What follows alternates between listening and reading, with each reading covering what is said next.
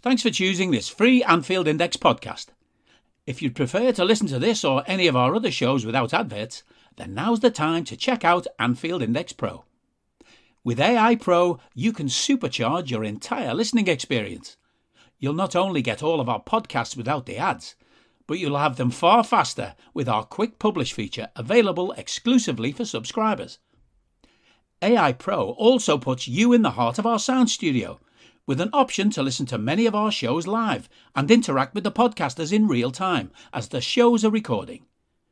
Upgrading couldn't be easier. AI Pro is available on all popular podcast platforms, and we have our own apps for Apple and Android. Just head on over to AnfieldIndexPro.com and get started today. Hello and welcome to the Daily Red, your lunchtime catch-up on all things Liverpool FC on a Friday before Liverpool take on Manchester City at the Etihad in the Premier League. Going into the game, Liverpool have everybody fit. Everybody is fit. For only the second time all season, Liverpool have a full squad, and we should all be very, very happy about that. No injuries anywhere, no suspensions. Jurgen Klopp has a full deck to deal from this weekend. And that's bad news for everybody else, because the players he has at his disposal are absolutely elite. Now, he's going to have some choices to make. Went over them yesterday, not going to do them again today. What I thought I'd do today is the most pointless thing in all of football, a combined 11. Thought I'd put together a combined 11 and be really biased about it. So it's Alisson in goal. It's not close. It is generally not close, genuinely not close. Ederson's really good with his feet. He's nothing more than decent with the rest of the goalkeeping stuff. He's decent 1v1. He's a decent shot stopper. He's decent on crosses. Ali's great everywhere. So it's Ali by a mile. It's Trent at right back.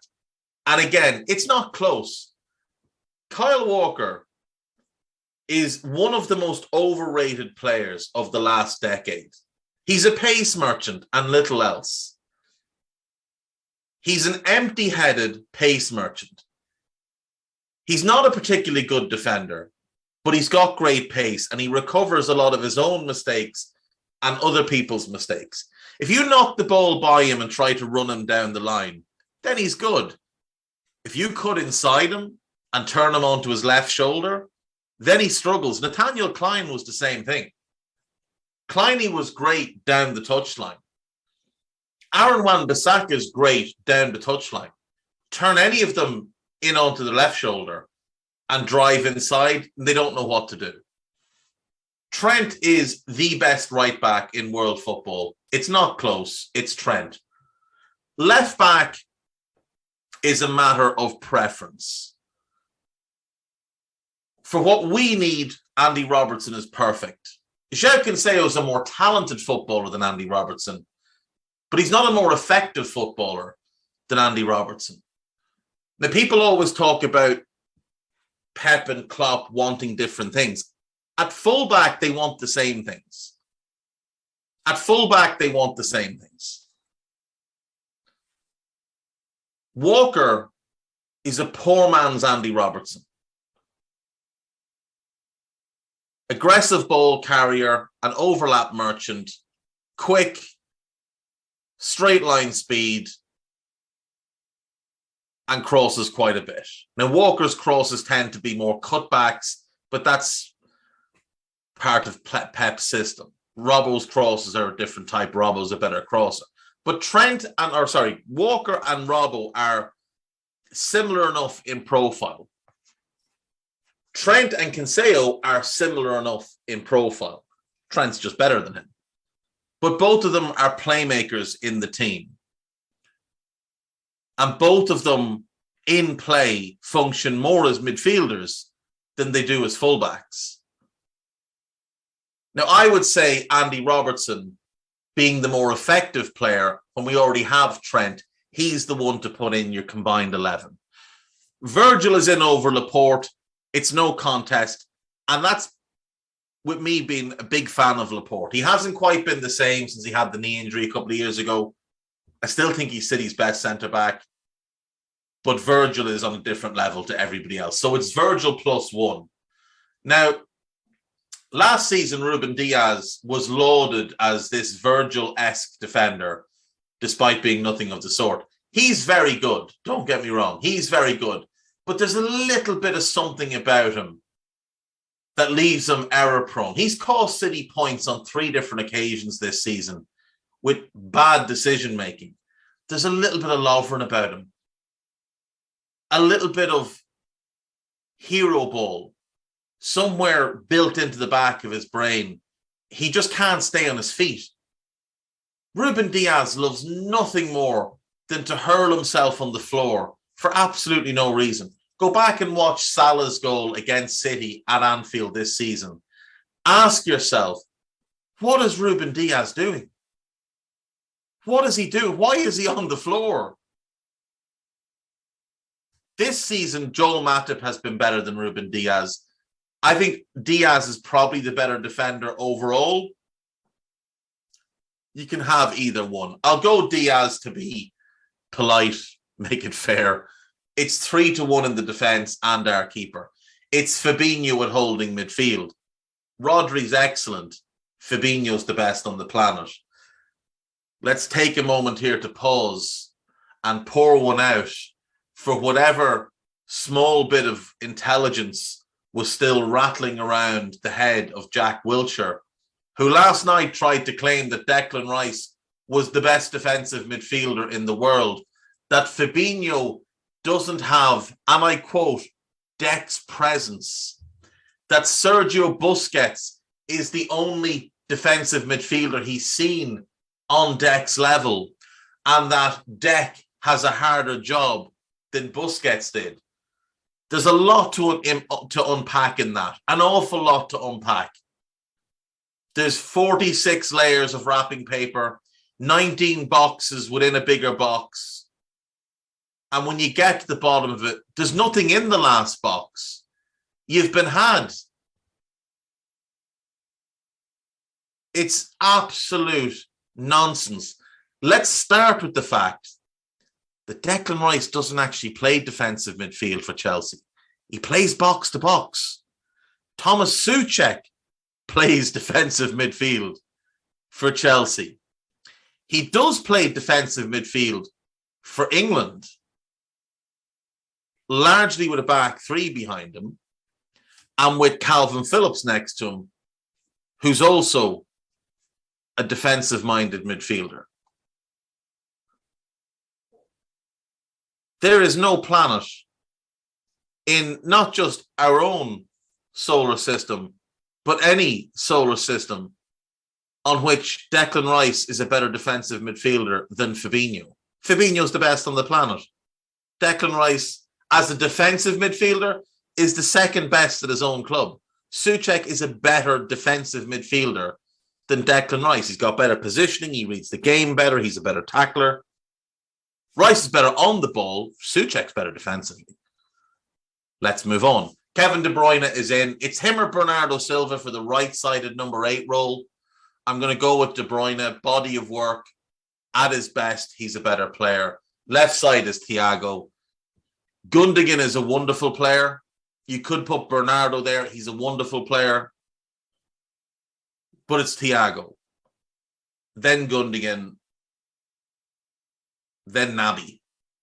Because like I said, Bernardo's more suited to the right-sided role. Because we're playing our setup, not theirs. So it's Thiago. So we've got a 2-1 advantage in midfield, a 3-1 advantage in defence, and we do have the better goalkeeper. In attack, I love Phil Foden. I think he's a really special player. He's not generational because we see players like Phil Foden quite regularly, but he is brilliant. And I'm going to play him as the false 9 in this setup. With his movement, his intelligence, his dribbling, his passing ability, and his goal-scoring ability, he's my number 9. Salah's on the right. I mean, Salah or Mahrez isn't really a competition. It really isn't a competition. It's not close. On the left, I'm going to go Raheem Sterling. Now, you could argue Mane, he's obviously dropped off a level from where he was a couple of years ago. A couple of years ago, maybe it was Mane, though Sterling was sensational then as well.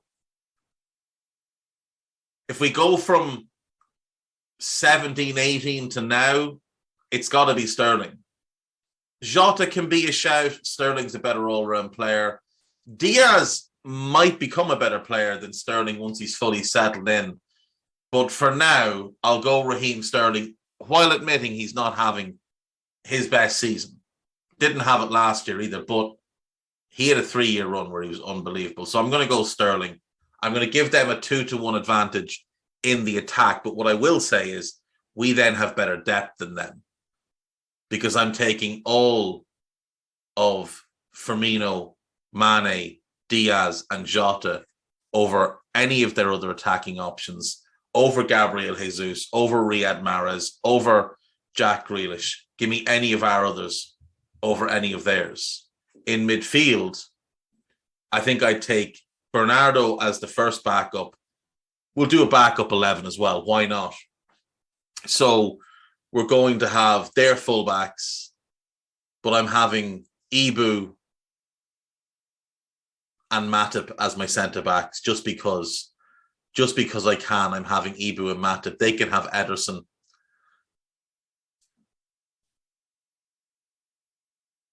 Midfield will be Rodri, Bernardo and Gundogan. Unfortunately, I just do think it is their three. Up front is all us. Up front is all us. If we take out my best 11, it works out a bit easier for them. They get 6, we get 5.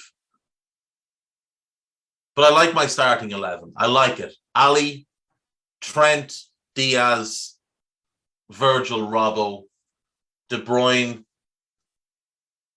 Fabinho, Thiago, Salah, Foden, and Sterling. I do like that. I think that's a good team.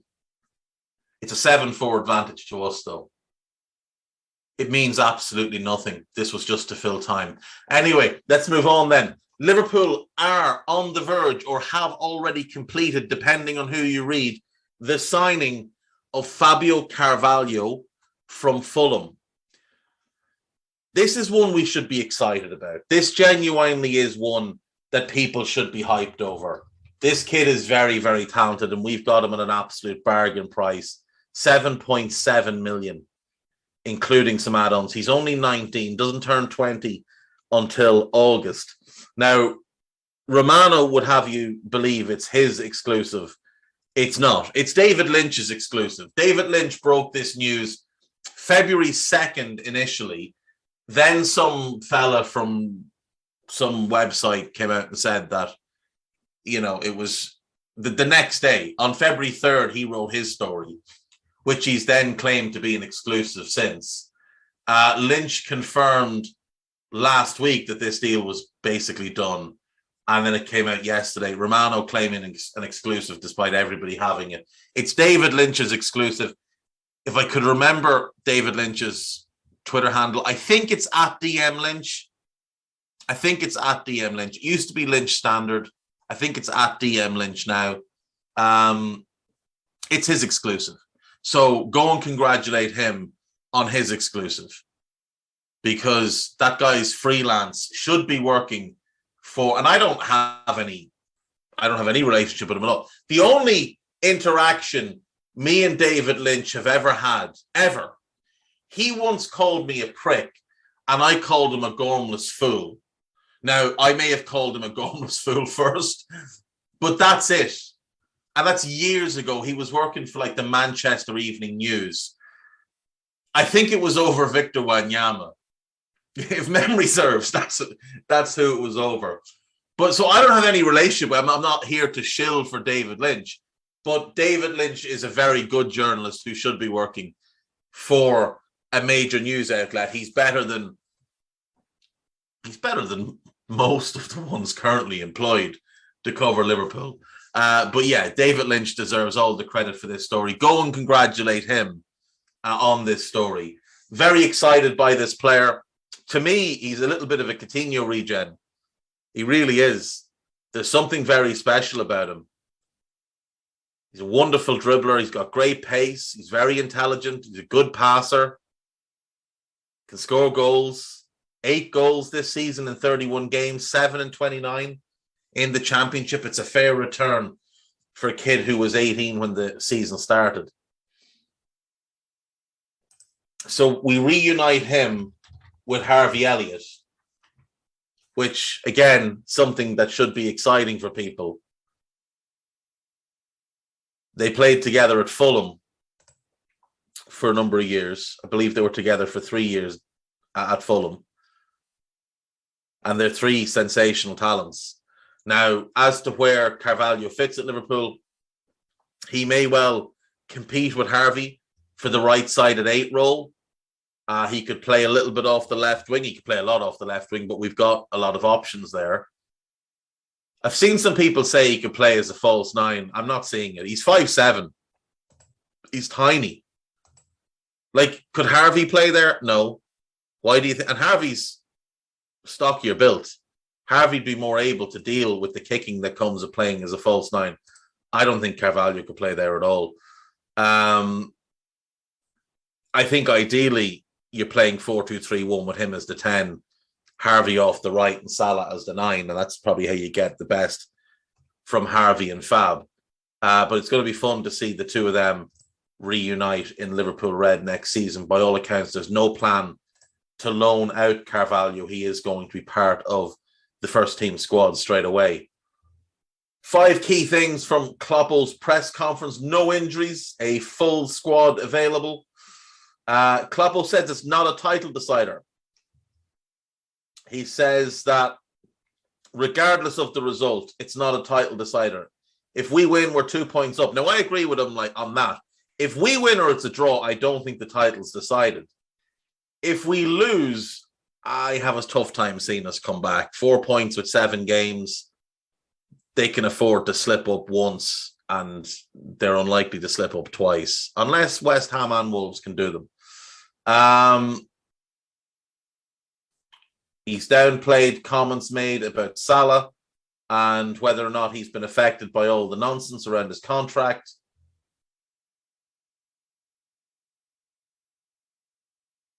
After Pep Guardiola ironically spoke of the criticism pointed his way for overthinking tactics, his words were presented back to Klopp, but without their intended meaning, which the manager wanted to clear up. You all, meaning the reporters, have a responsibility on this planet. If you want to talk to us, then do us a favour and help us. He said, ironically, I overthink things. I like overthinking things. Pep is the best coach in the world. I think we would all agree with that. It may be a coincidence that it didn't work out so far in the Champions League, but if anyone doubts him, I have no idea how that could happen. I think that's very fair. Klopp says Liverpool will not play the 5-5-0 as Atletico Madrid lined up against City in midweek. That's a shame. That's a shame. I'm sure we were all hoping to see a 5-5-0, but maybe if we go 1 up nice and early, Klopp might just shithouse his way to victory. That could be very fun. On to Liverpool.com. The lead article is about Sunday's game. Liverpool set to complete another transfer as Mohamed Salah and teammates ask for £66 million signing. So this is about Darwin Nunes. Portuguese media are reporting that Liverpool were left incredibly impressed by one Benfica player after the first leg of their quarterfinal Champions League tie. Daily newspaper Record says Darwin Nunes performed so well that those in charge and even players of Liverpool were convinced on him and could make a possible transfer move. Mohamed Salah supposedly told Benfica midfielder Adel Taarabt that he was impressed with Nunes' ability, while it is said all the Reds players were speaking about him in the dressing room. You know what's funny is I've seen people on social media suggest that he wasn't all that good. He was their best player by a country mile. He was good. I mean, he just was good. He completed all of his dribbles. He beat Robbo a couple of times. He beat Kanate. He scored a goal. He worked hard. He gave Virgil problems, which is very hard to do. I'd be very interested to see what people were saying about Luis Diaz after our 2 games against Porto when he was relatively poor in both games. I'd also remind everybody it's much harder to play well against Liverpool than it would be to play well with Liverpool, because you'd be playing with much better players if you were in the Liverpool team. If you're playing for Benfica against Liverpool, all of your teammates are outmatched. All of them, every single one of them. Judging players on how they play against Liverpool might be the dumbest thing you can do. A bit here about the Carvalho deal being done. Mbappe still an option according to L'Equipe. We'll just ignore that because, well, it's absolute nonsense. A few other bits and pieces there on Liverpool.com. You can go and give them a read. There's a piece there about Arnaut Danjuma, who I'm starting to really warm to. I wonder if he isn't Memphis Depay light, and if he couldn't play as a false 9 if we wanted that type of player. Sam Maguire has decided to, as he does, just stamp all over my suggestion that we should sign him as a false 9, because that's what Sam gets his jollies from. Moving on to AnfieldIndex.com, an article here called Operation Man City, written by the machine Stephen Smith. Do check that out. There is a new Molby on the spot, Mr. Trev Downey, Mr. Jan Molby. It's a belter. It's an absolute belter. Give that one a listen. There's a new Euro Incision podcast. There's a new Scouted and a new Rival Recon. Loads of stuff up on Anfield Index for you to read and listen to. Make sure you're doing it, or I'll send people to your house. I'm not even messing. I'll send people to your house. Happy birthday to me. See you Monday. We hope you enjoyed listening to this Anfield Index show. Please be sure to subscribe to our channel so future podcasts find their way to your device automatically. There's nothing quite like fan engagement, and we'd love to know what you think of anything discussed on this show. The best way to get in touch is over on our free Discord community, where both podcasters and listeners debate the hottest LFC topics 24/7. Sign up free now at AnfieldIndex.com/Discord. You won't regret it. You can also follow us on Twitter at Anfield Index and find us on Facebook by searching for Anfield Index. Oh, and before you go, we'd love it if you could leave us a 5-star review on your favourite podcast app. It only takes a couple of seconds, and it means the world to the people who create these free shows.